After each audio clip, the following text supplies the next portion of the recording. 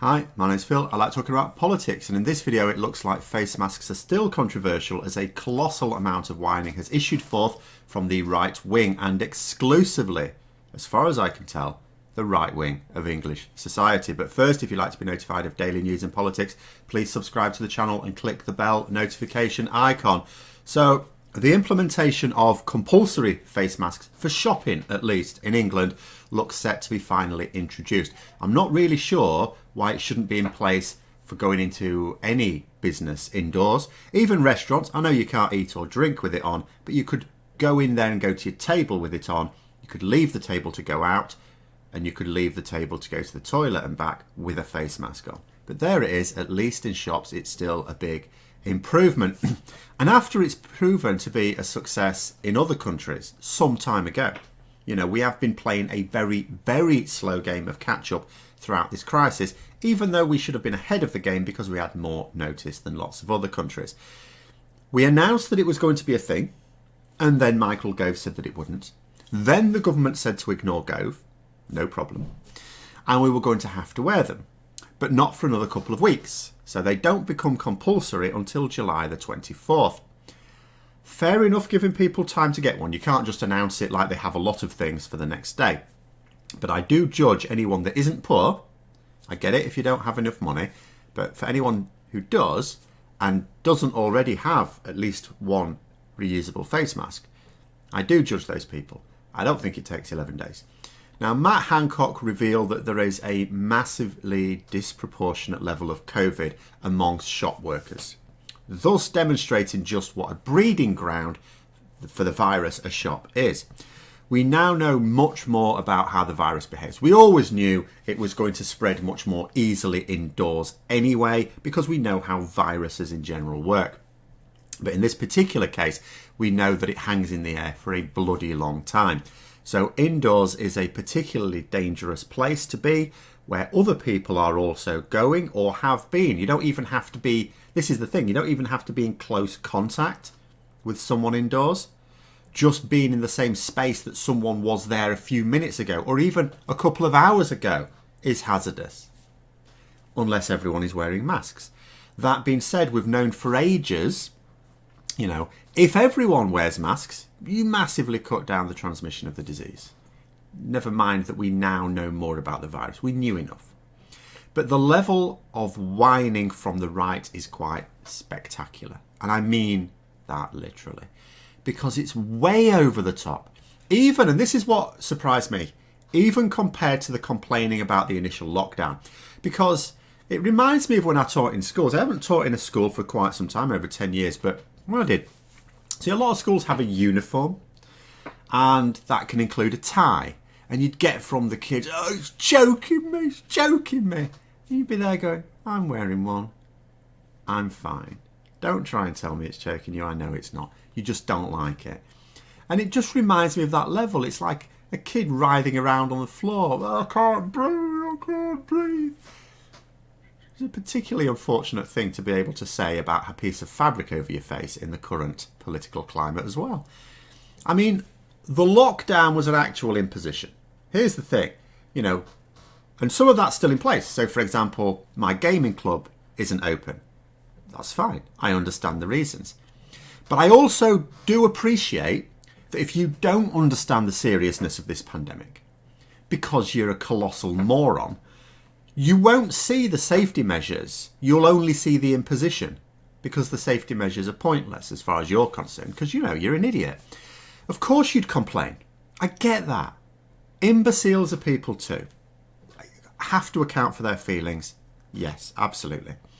But what I don't get is how the lockdown, which included not being able to go to most shops, not being able to go out more than once a day, not being able to travel at all if you were ill, unless of course it was for an eye test at a local tourist attraction, not being able to visit a dying relative, not being able to visit fit and well relatives, you know, and other things besides. I don't understand how that level of imposition, for the morons who don't understand the need for it, gets chuntering. They get moaning about it. It was, you know, the papers were complaining, people were complaining. But being asked to put a piece of fabric across your face for half an hour to go to the shops, gets a full-scale revolution, or at least talk of one. You know, I'm reading now about a march in London to protest against this. I mean, given that opponents seem only to be on the extreme right, I mean, let me know if there are notable people elsewhere on the political spectrum complaining, because I've not seen any. I'm guessing it's not going to amount to very much. Hopefully it's not even serious. I'm just hoping this is a joke. But some of the whining is actually real. So in Parliament yesterday, Sir Desmond Swain, who is the dandy of the Tory party, said that it was monstrous to make him wear a face mask. That he refuses to do so. He's not said he will refuse to do so when it's a legal compulsion. He's just said, well, I probably just won't go shopping then. Yeah, all right, that works too. In fact, that works even better. Because do you know what's even safer than going shopping with a face mask? Not going shopping at all. So if you don't need to go shopping, brilliant, stay at home, Sir Desmond. Great. But on what basis is he complaining? Didn't seem to get to that part in his rant. He did try to query how the police would enforce it. I mean, how could the police possibly enforce this? I mean, pretty simple, really, because you've either got a face mask or you haven't. They'll enforce it in the same way they'll enforce any antisocial behaviour that is reported in a shop. With, if you're going to be difficult about it, £100 fine if you're going to be an arse. Various Conservative Party members have also pictured themselves, posted it on social media, cutting up their membership cards, their party membership cards. I mean, for real? Really? And this is what I mean about the difference. Not being allowed to go out. What a lot of these people were calling house arrest. Which, you know, you could argue a full-on lockdown, not necessarily a million miles away from practical points of view, a house arrest. Yeah, okay. But being told that they can now go out and do what they could before. The government are now advertising, they're saying, oh, go out and do all the things you used to enjoy. You know, oh, you know, what is it now? Miss the things that you used to enjoy, go out and do them now.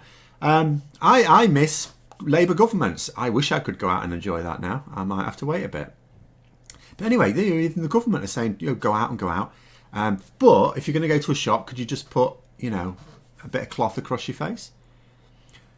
The same people who will think nothing of putting a scarf across the face if it was really cold out. That's what gets me. I mean, that's going too far, apparently. The hysteria is real. And this is hysteria.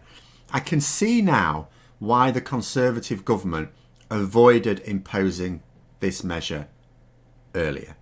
I can see that. Because they'll know their support base. I have to confess I was genuinely taken aback by this.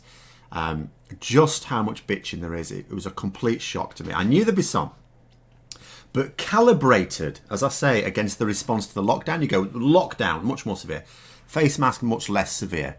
So therefore, the response to the face mask would be just a much lower level of chuntering. We only got chuntering on the lockdown. Some people just ignored the lockdown.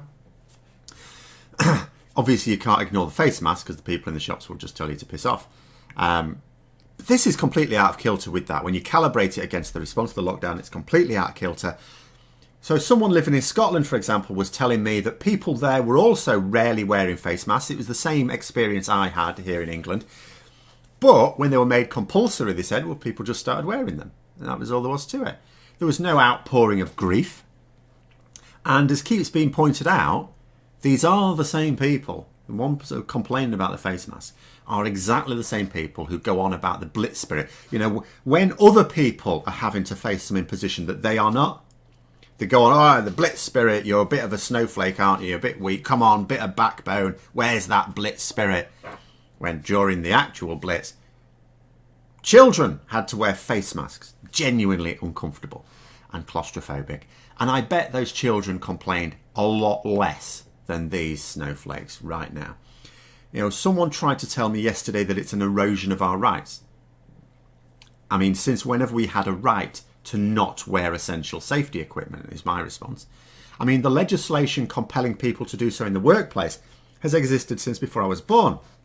The Health and Safety at Work Act 1974. This is why, although I've praised supermarkets, and at the start I was gushing with praise for supermarkets in terms of their dealing with the pandemic, I did always query why, when the advice was coming out that we should wear face masks, why they weren't getting their staff to wear masks as soon as they could. Because as the Health Secretary said, loads of shop workers are known to have become infected, well out of proportion to the general population. You can see why. If you go to a shop, you can see why. You know, some people are making an effort to distance. Most people are not. Shop workers, often you don't make any efforts at all either.